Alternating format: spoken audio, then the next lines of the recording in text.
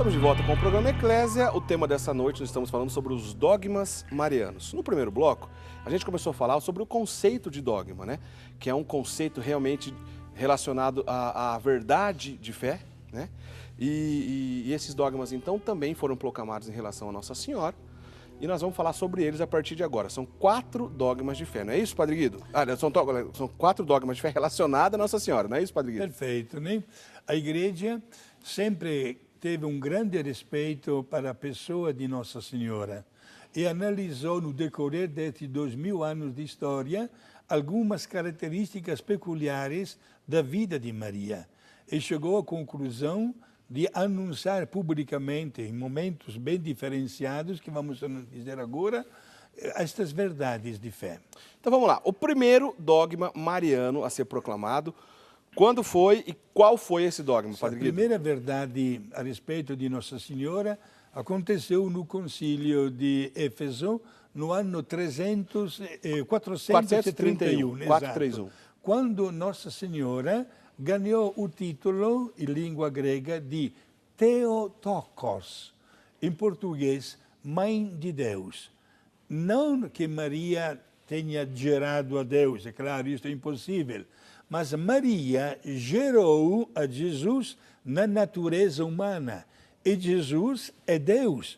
Portanto, Maria ganhou o título de Mãe de Deus. E naquela oportunidade, Eric, o concílio de Éfeso formulou e completou a oração da Ave Maria, onde na segunda parte nós rezamos Santa Maria, Mãe de Deus. Isso é interessante, né, Padre Guido? Porque esse concílio do ano 431, ele foi convocado pelo imperador Teodósio II, o Papa da época era o Papa Celestino I. Então eles chegaram à conclusão, entre outras coisas, que Nossa Senhora merecia o título Mãe de Deus, sim, Theotokos, né? E isso que o senhor falou, Padre Guido, acho que pouca gente deve conhecer, né? É uma coisa que a gente ouve em qualquer esquina. A primeira parte da Ave Maria, a oração é tirada tanto do anúncio do anjo a Nossa Senhora e também da sua visita a Santa Isabel. A Santa Isabel. E a segunda parte veio desse concílio? Foi. A segunda parte foi completada pelo concílio de Éfeso, prestigiando Nossa Senhora com o título de Mãe de Deus. E logo se pede a Maria de interceder por nós, rogai por nós, em qualquer momento da nossa vida, especialmente na hora da morte. E você que nos acompanha certamente durante boa parte do dia, ou quando reza o terço, a gente reza toda hora isso, a gente geralmente não sabe de onde veio. Então, Santa Maria, Mãe de Deus, esse título Theotokos, Mãe de Deus, sim, rogai por nós, está pedindo ali o auxílio da Mãe de Deus. É sem dúvida uma das orações iniciais do nosso conhecimento religioso, da nossa piedade religiosa, né? Portanto, olha, já desde criança nós invocamos a Maria com o título de Mãe de Deus. Padre Guido, é bem verdade que nos primeiros séculos, essa discussão para saber das duas naturezas de Jesus, né? Isso foi discutido inclusive em outros concílios. Se Jesus era mais humano, mais Deus, 100% Deus, e como foi proclamado depois, 100% homem também, ou se era 70% divino, 30% homem, etc. Sim. Isso era uma discussão interessante dos primeiros séculos, mas quando se proclama que Nossa Senhora é Mãe de Deus, também quer afirmar que essas naturezas divina e humana em Jesus são inseparáveis, né? Sim. É bom que os nossos amigos saibam que a pessoa de Maria enfrentou, digamos assim, situações divergentes quanto à natureza de Jesus. Havia pessoas que diziam que Jesus tinha duas personalidades, humana e divina, ao passo que a Igreja definiu oficialmente a doutrina, que em Cristo há uma só personalidade, e a personalidade divina manifestada em duas naturezas. A natureza humana, portanto, Jesus é verdadeiro homem, e a natureza divina. Quando se fala de Jesus, e se fala, por exemplo, da paixão e morte de Jesus, tudo isso aconteceu com a natureza humana de Jesus, não com a natureza divina, porque como Deus, Jesus não podia nem sofrer e menos ainda morrer. Portanto, Jesus tem a personalidade divina em duas naturezas, a natureza humana e a natureza divina. Sendo ela indivisível, Nossa Senhora foi proclamada Mãe de Deus nesse sentido. Perfeito. Né? Porque só o título que poderia ser direcionado, por exemplo, a Mãe de Jesus ou Mãe de Cristo, não ficava tão claro todas essas razões e essa discussão teológica por trás desse termo. Bom, isso que o Padre Guido falou, repetindo, no ano de 431, Concílio de Éfeso, o Papa era o Celestino I, né? E onde foi, inclusive, como o Padre Guido acabou de explicar, onde foi, eu diria, confeccionada, não sei se é a palavra correta, mas onde o costume começou a rezar para Nossa Senhora da segunda parte da Ave Maria, que foi conhecido como a segunda parte da Ave Maria. Bom, vamos dar um pulo agora para o próximo dogma de fé, no ano de 649, no chamado Concílio Regional de Latrão, ou mais propriamente dito, Sínodo de Latrão, porque não se tratava, naquele momento, de uma reunião de todos os bispos do mundo inteiro. No ano de 649, qual foi então o dogma que foi proclamado? Foi proclamado o dogma da virgindade de Nossa Senhora antes, durante e após o parto de Jesus. Maria não perdeu a sua virgindade e não teve outros filhos. Foi a proclamação de fé anunciada por este concílio em Latrão, em Roma. Latrão é o nome da basílica grandiosa que o imperador Constantino mandou construir ainda no começo da religião cristã como religião oficial do Império Romano, né? Portanto, Maria foi proclamada sempre virgem.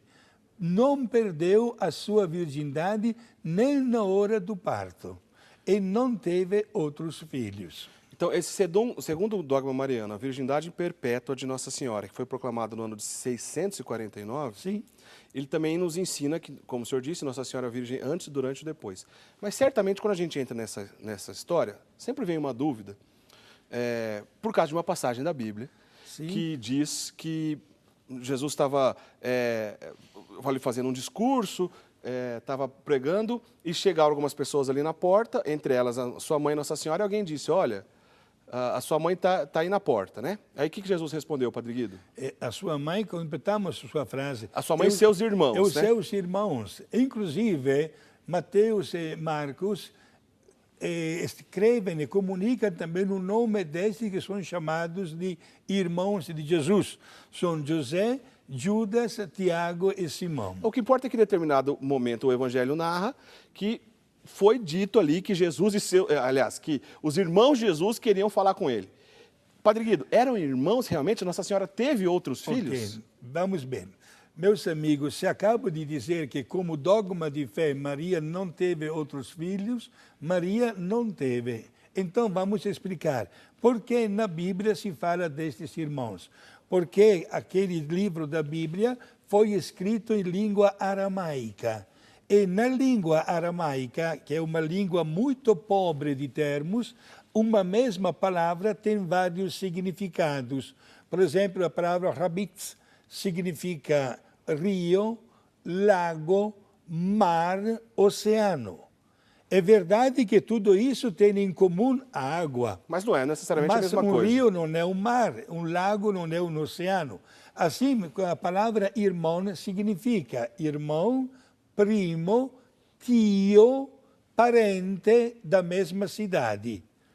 Certo? Portanto, não deve ser pego assim numa leitura literal e logo dizer teve irmãos. Não.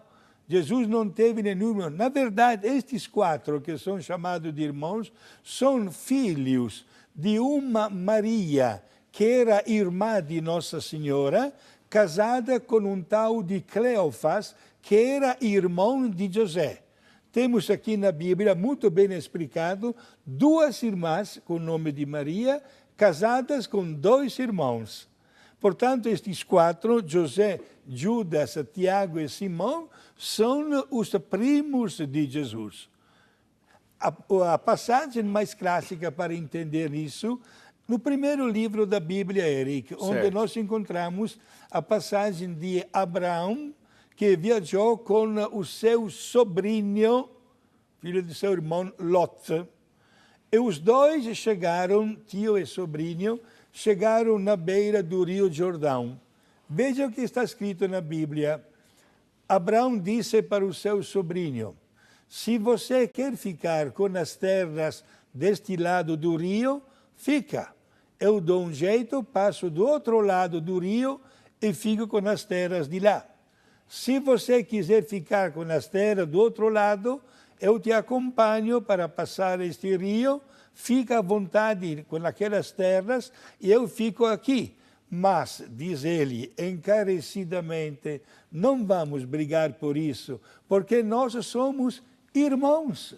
Oi, uma meia página antes, fica bem claro que tio com sobrinho, e se chamam de irmãos. Por isso não deve ser pego ao pé da letra. É que a língua aramaica, como foi escrito estas páginas, repito, é uma língua muito pobre de termos e a mesma palavra tem vários significados. Então a gente entende facilmente que não se tratava de irmãos, propriamente dito, mas de parente próximo, provavelmente primos. Sim. Aliás, essa mesma Maria de Cleofas, ela está, em outras narrações, também acompanhou a crucificação de Jesus? Sim, está registrado isso. E graças a ela também que fez companhia a Nossa Senhora. São João fala um nome bem claro, de Maria de Cleofas. Provavelmente, então, tia de Jesus. Sim. São duas irmãs, é a versão mais provável que é exatamente esta aqui. Duas irmãs com o nome de Maria.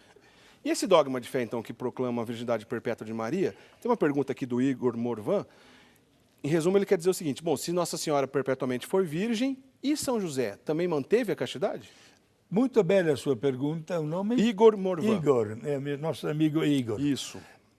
Te aconselho uma leitura atenta no primeiro capítulo do Evangelho de Mateus, onde se fala exatamente da situação de José, que quando notou que Maria estava grávida, é claro que entrou em pânico. Inclusive, Igor, é bom que você saiba que a lei, na época de Jesus, era muito severa quando acontecia uma infidelidade conjugal. Mas o arcanjo Gabriel apareceu também a José. Ele disse bem claro, não tenhas medo em ficar com Maria, porque o que está acontecendo no corpo dela não é obra de nenhum homem. É uma intervenção direta de Deus. E, acompanhando a palavra do Evangelho, José aceitou Maria como sua legítima esposa e mais tarde aceitou também, quando chegou no mundo, Jesus diante da lei como seu legítimo filho. E ele permaneceu casto. Todas, até o santinho, as imagens, as estátuas de São José, sempre representado com a flor do lírio nas mãos, da pureza. Ele permaneceu esposo virgem de Nossa Senhora. Muito bem. Então, o primeiro dogma que a gente comentou, Theotokos, Nossa Senhora, Mãe de Deus, Maria, Mãe de Deus. O segundo dogma, a virgindade perpétua de Maria. Vamos agora falar então do terceiro dogma mariano. Qual é, Padre Guido? O terceiro dogma mariano diz a respeito da Imaculada Conceição de Maria. Certo. Isto é, por um privilégio especial, pelo fato que no corpo de Maria se formaria mais tarde o corpo de Jesus, Maria foi preservada da mancha do pecado original. Maria foi concebida sem pecado, veio ao mundo e nunca, repito esta palavra, nunca pecou. Esta é a proclamação de dogma de fé anunciado pelo saudoso e hoje beato Papa Pio IX no ano de 1854. Interessante, né, Padre Guido, que essa aparição de 1854, essa proclamação de 1854 do Papa Pio IX, beato Pio IX, 4 anos depois, aconteceu a famosa aparição lá em Lourdes, a aparição de Nossa Senhora em Lourdes para Santa Bernadette.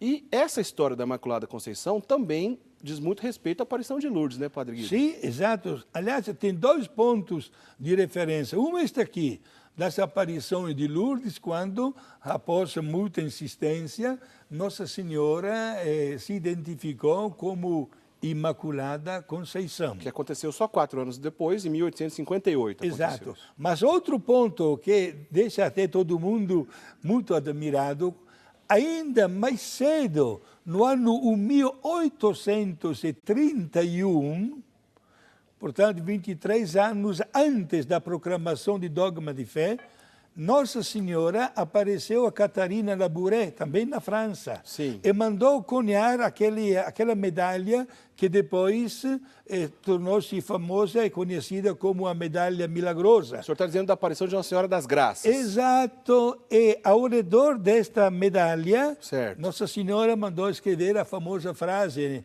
em francês, né? Marie conçue sem péché, roguez por nous que vous recorrez à vous.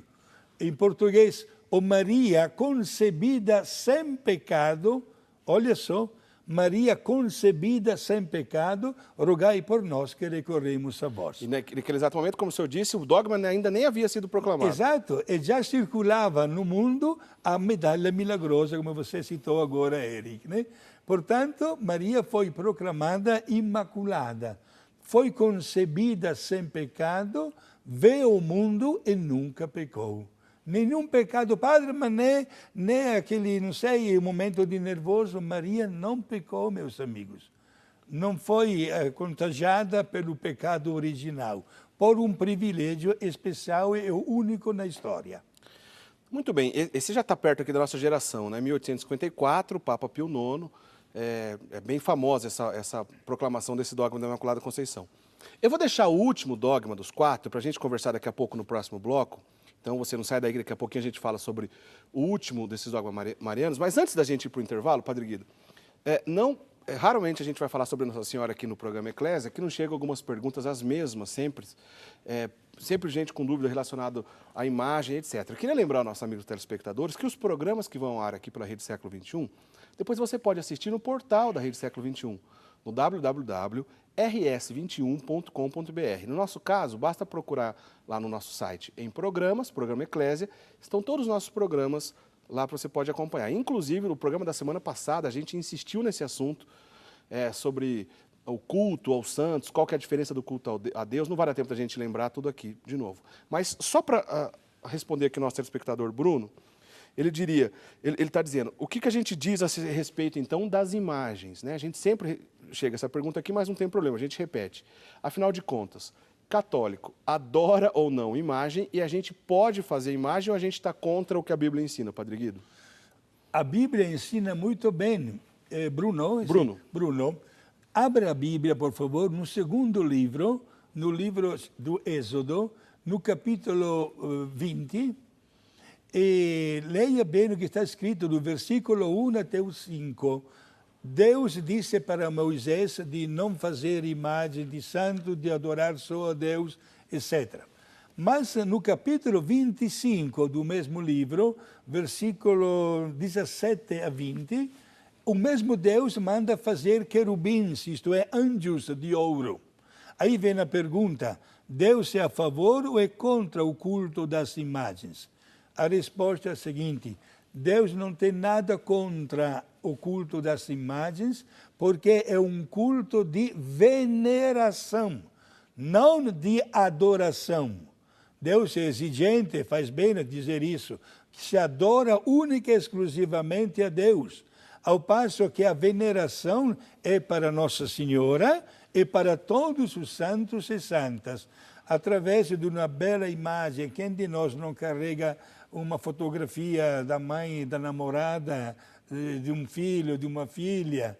Não é adoração de uma imagem, é respeito, é veneração, é amor, é carinho.